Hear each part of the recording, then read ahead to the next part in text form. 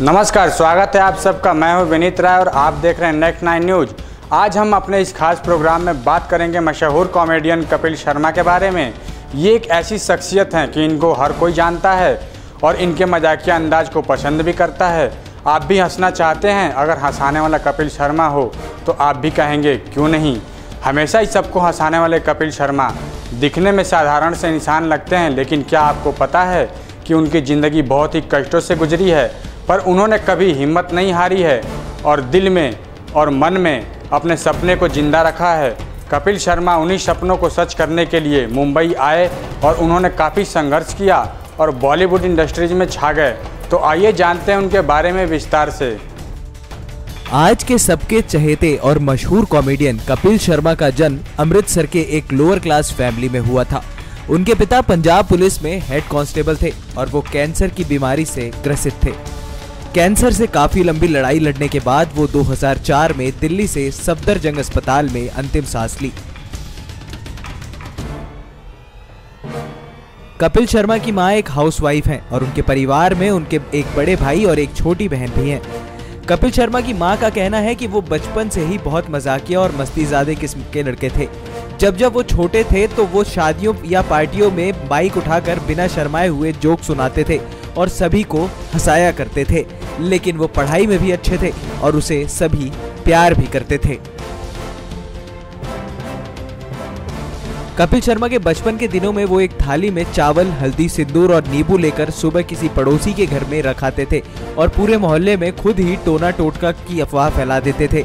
उनके पिताजी की कमाई अच्छी ना होने के कारण उन्हें छोटी उम्र में ही कपड़ा मिल में एक काम करना पड़ा था और वो अपनी पहली कमाई से म्यूजिक सिस्टम खरीद कर लेकर आए थे। कपिल शर्मा की प्रारंभिक शिक्षा अमृतसर के सरकारी स्कूल से हुई और उन्होंने अपने कॉलेज की पढ़ाई हिंदू कॉलेज अमृतसर से की। कपिल शर्मा ने अपने कॉलेज के दिनों में भी अपनी कॉमेडी को बरकरार रखा और थिएटरों में कॉमेडी के साथ साथ अपनी सिंगिंग को भी जारी रखा।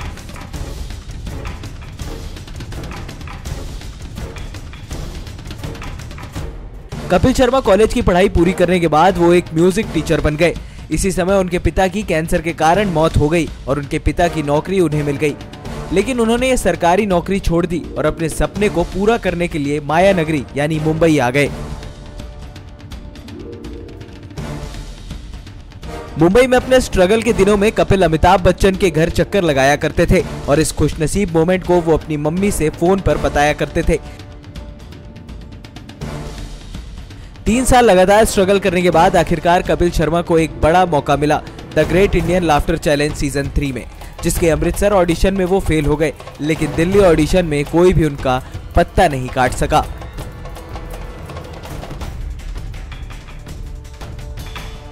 कपिल शर्मा की कॉमेडी की हम बात करें तो उनकी सबसे बड़ी खासियत यह है कि उनका टॉपिक हमेशा धोबी, डॉक्टर, टीचर, दुकानदार जैसे आम आदमी पर केंद्रित होता है और जब उनको कॉमेडी करते हुए यदि अपनी कोई बात कहनी होती है तो वो किसी दूसरे व्यक्ति का सहारा नहीं लेते हैं, बल्कि अपने अंदाज में सीधे बात करते हैं। यही उनकी खासियत है कि उन्हें बाकी कॉमेडियनों से अलग बनाता है। तो आइए जानते हैं कपिल शर्मा के कैरियर के बारे में। कपिल शर्मा को the great Indian laughter challenge season 3 में दिल्ली ऑडिशन में एक बड़ा ब्रेक मिला और जिसने उन्होंने अपने मजाकिया अंदाज में आम लोगों को ध्यान में रखते हुए पेश किया, जो लोगों को काफी पसंद भी आया था।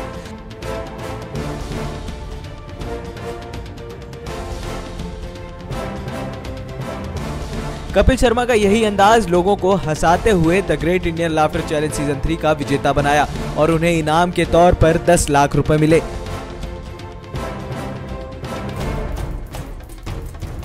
जिससे उन्होंने भाई का फर्ज निभाते हुए अपनी बहन की धूमधाम से शादी करवा दी। इसके बाद कपिल ने कॉमेडी सर्कस को ज्वाइन किया और उन्होंने रिकॉर्ड तोड़ इस शो के 6 सीजन को लगातार जीत कर एक कीर्तिमान स्थापित कर दिया। इस सफलता के बाद कपिल शर्मा काफी पॉपुलैरिटी मिली और उन्हें कई रियलिटी शोज में इनविटेशन भी मिलने लगे।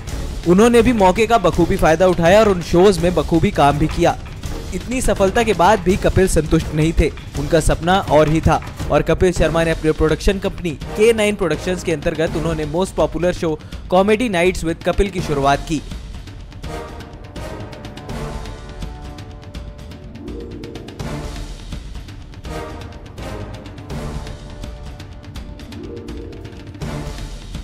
उनका ये शो इतना हिट हुआ कि रोज नए नए टीआरपी के रिकॉर्ड्स बनते गए और उनकी फैन फॉलोइंग दुगनी और तिगुनी गति से बढ़ती चली गई, जिसमें देसी ही नहीं बल्कि विदेशी लोग भी शामिल हैं और कपिल शर्मा की झोली में अवार्ड्स की बाढ़ सी आ गई थी।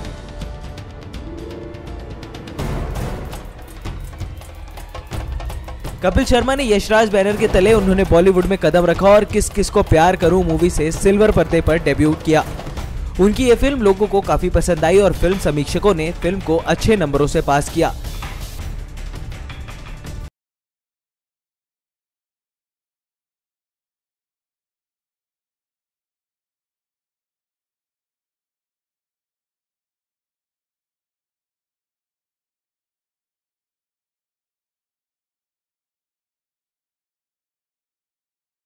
कहा जाता है कि जहां अच्छाइयाँ होती हैं वहां बुराई भी कहीं ना कहीं जन्म लेती हैं। कपिल शर्मा के साथ भी कुछ ऐसा ही हुआ है और उनके अंदर बुराइयों ने जन्म ले लिया है, जिसकी वजह से कपिल शर्मा इस समय काफ़ी चर्चा में बने हुए हैं। कपिल के ऊपर इस समय स्टारडम का भूत सवार हो गया है और वो उनके सर चढ़कर बोल रहा है।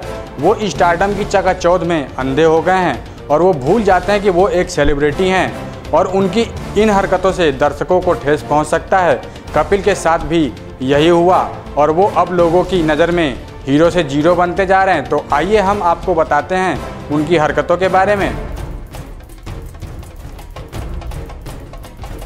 कपिल शर्मा वैसे शर्माते हुए नजर आते हैं, लेकिन जब वो स्टेज पर होते हैं तो उनके हाथ में माइक होता है तो वो शर्माना भूल जाते हैं और सबसे खुलकर हंसी मजाक करते हुए नजर आते हैं।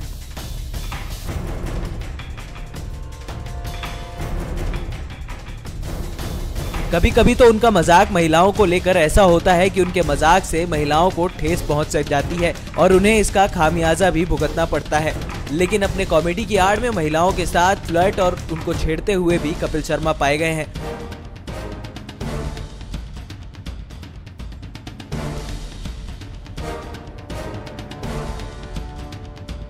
कहते हैं कि स्टारडम का भूत जिस पर सवार होता है वो या तो आबाद हो जाता है या फिर बर्बाद हो जाता है, और यही हुआ है कपिल शर्मा के साथ। कपिल शर्मा पर स्टारडम का नशा ऐसा छाया है कि वो इस चकाचौंध में भूल गए हैं कि वो एक सेलिब्रिटी है और आए दिन किसी न किसी के साथ उनके विवादों की खबरें मीडिया में उछलती रहती हैं। कभी वो शराब के नशे में उनके ही शो में काम करने वाले सदस्यों से लड़ाई कर लेते हैं तो कभी ट्विटर पर उनका मजाक बनाया जाता है। कपिल की इन्हीं हरकतों से उनके साथी कलाकार उनसे काफी खफा हैं और शो में उनके साथ शो करने के लिए मना कर दिया है।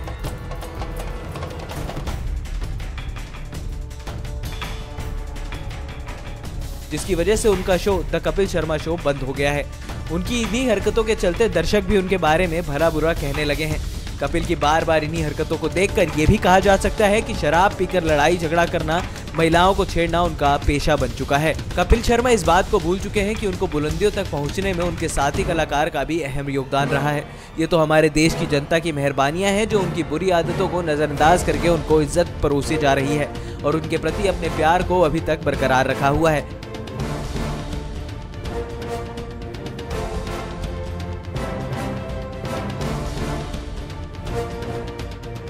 कहते हैं कि जो तुमको बुलंदियों तक पहुंचाने में तुम्हारा साथ देने वाले को कभी नहीं भूलना चाहिए और उनको हमेशा सम्मान और इज्जत देनी चाहिए। यही बात कपिल शर्मा के ऊपर भी लागू होती है कि वो साथी कलाकार की इज्जत करें और उनकी तथा जनता की भावनाओं के साथ खेलना बंद कर दें।